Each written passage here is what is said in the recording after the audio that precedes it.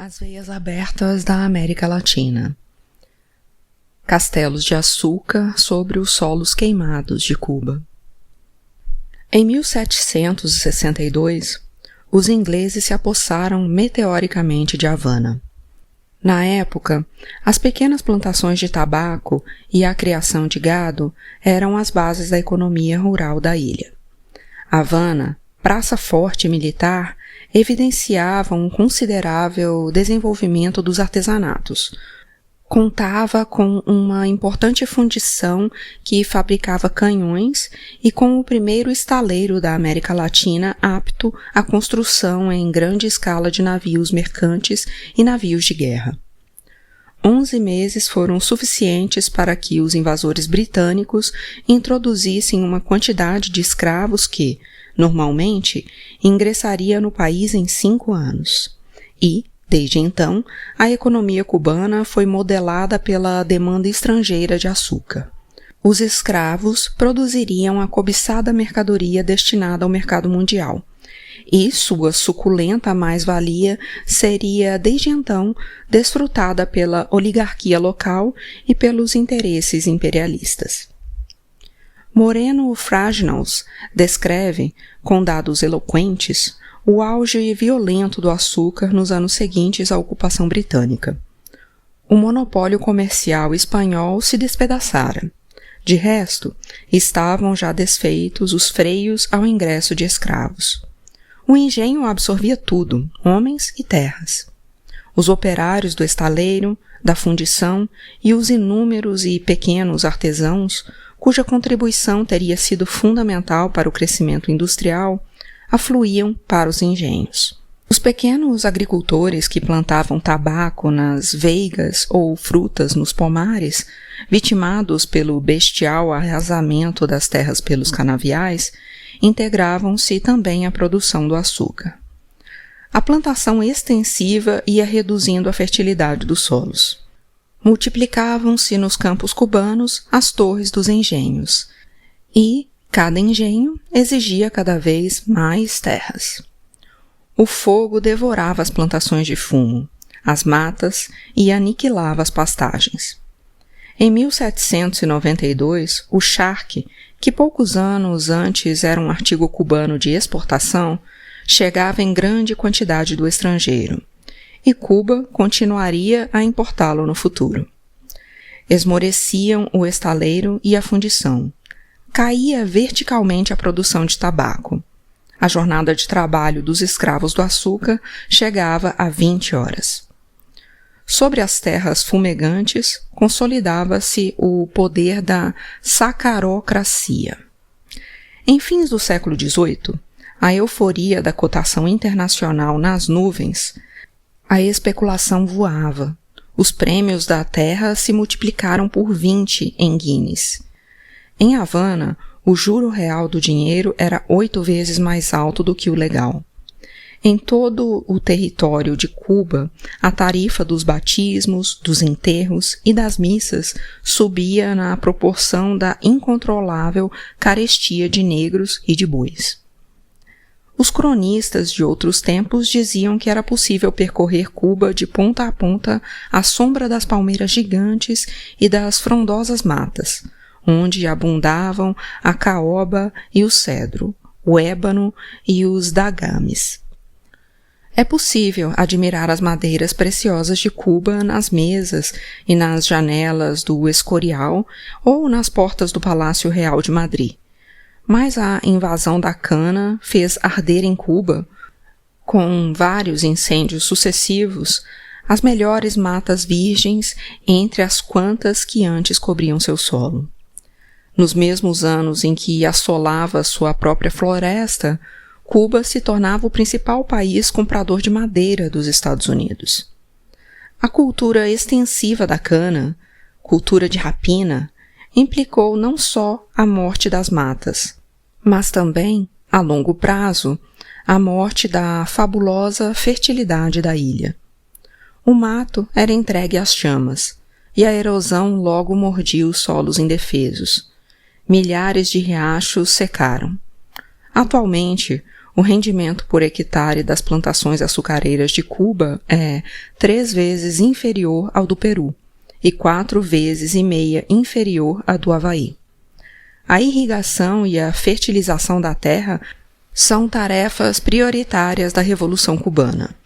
Multiplicam-se as represas, grandes e pequenas, enquanto se canalizam os campos e se espalham os adubos sobre as terras castigadas. A sacarocracia deu um polimento em sua enganosa fortuna enquanto sacramentava a dependência de Cuba, cuja economia adoeceu de diabetes. Entre aqueles que devastaram as terras mais férteis, havia personagens de refinada cultura europeia, que sabiam reconhecer um Bruegel autêntico e podiam comprá-lo. De suas frequentes viagens a Paris, traziam vasos etruscos e ânforas gregas, gobelinos franceses e biombos Ming, paisagens e retratos dos mais valorizados artistas britânicos. Surpreende-me descobrir, na cozinha de uma mansão de Havana, um gigantesco cofre dotado de combinação secreta, que uma condessa usava para guardar sua baixela. Até 1959 não se construíam fábricas, só castelos de açúcar. O açúcar admitia e demitia ditadores, proporcionava ou negava trabalho aos operários, decidia o ritmo das danças dos milhões e as terríveis crises. A cidade de Trinidad, hoje, é um cadáver resplandecente. Em meados do século XIX, havia em Trinidad mais de 40 engenhos que produziam 700 mil arrobas de açúcar. Os camponeses pobres que cultivavam o tabaco foram deslocados pela violência, e a zona, que antes era também de criação de gado e exportadora de carne, comia carne trazida de fora. Brotaram palácios coloniais, com seus portais de sombra cúmplice, seus aposentos de altos tetos, lustres com chuvas de cristais, tapetes persas, um silêncio de veludo, no ar as ondas do minueto e os espelhos nos salões para refletir a imagem dos cavaleiros de peruca e sapatos de fivela. Agora, o que existe ali é o testemunho dos grandes esqueletos de mármore e pedra, a soberba dos campanários mudos, as caleches invadidas pelo pasto.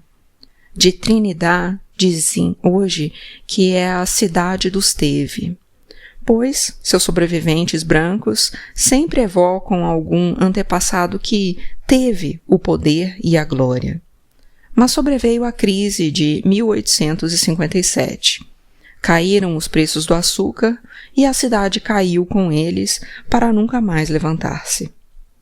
Um século depois, quando os guerrilheiros de Sierra Maestra conquistaram o poder, Cuba continuava com seu destino atado à cotação de açúcar. O povo que confia sua subsistência a um produto só suicida-se, profetizara o herói nacional José Martí. Em 1920, com o açúcar a 22 centavos a libra, Cuba bateu o recorde mundial de exportação por habitante, superando até a Inglaterra, e teve a maior renda per capita da América Latina. Mas nesse mesmo ano, em dezembro, o preço do açúcar caiu 4 centavos e, em 1921, se desencadeou o furacão da crise. Quebraram numerosas centrais açucareiras, que foram adquiridas por interesses norte-americanos. E todos os bancos cubanos e espanhóis, inclusive o próprio Banco Nacional. Sobreviveram apenas as sucursais dos bancos dos Estados Unidos. Uma economia tão dependente e vulnerável como a de Cuba não conseguiria escapar, mais tarde, do impacto feroz da crise de 1929 nos Estados Unidos. O preço do açúcar chegou a baixar para bem menos de 1 centavo, em 1932, e, em 3 anos, as exportações, em valor, reduziram-se à 1/4 parte. O índice de desemprego em Cuba, nesses anos, dificilmente terá sido igualado em qualquer país. O desastre de 1921 foi provocado pela queda do preço do açúcar no mercado dos Estados Unidos. E, dos Estados Unidos, não tardou a chegar um crédito de 5 milhões de dólares. Na garupa do crédito, chegou também o general Crowder, sob o pretexto de controlar a utilização dos fundos. Crowder passou a governar de fato o país. Graças aos seus bons ofícios, a ditadura de Machado chegou ao poder em 1921. Mas a Grande Depressão dos anos 30, com o país paralisado por uma greve geral, derrubou esse regime de sangue e fogo. Aquilo que ocorria com os preços se repetia com o volume das exportações. Desde 1948, Cuba recuperou sua cota para suprir a terça parte do mercado norte-americano do açúcar, a preços mais baixos do que os recebidos pelos produtores dos Estados Unidos, mas mais altos e mais estáveis do que os preços do mercado internacional. Anteriormente, já os Estados Unidos deixara de taxar as importações de açúcar cubano, em troca de privilégios similares concedidos ao ingresso de artigos norte-americanos em Cuba. Todos esses favores consolidaram a dependência. O povo que compra, manda. O povo que vende, serve. É preciso equilibrar o comércio para assegurar a liberdade. O povo que quer morrer vende para um só povo, e o povo que quer salvar-se vende para mais de um, disse Martí, e repetiu Che Guevara na conferência da OEA em Punta del Este, em 1961. A produção era arbitrariamente limitada pelas necessidades de Washington. O nível de 1925, 5 milhões de toneladas, continuava sendo a média nos anos 50. O ditador Fulgêncio Batista assaltou o poder em 1952, na garupa da maior safra até então conhecida, mais de 7 milhões, com a missão de reestabelecer aquela anormal normalidade. E no ano seguinte, obediente à demanda do Norte, a produção caiu para 4 milhões.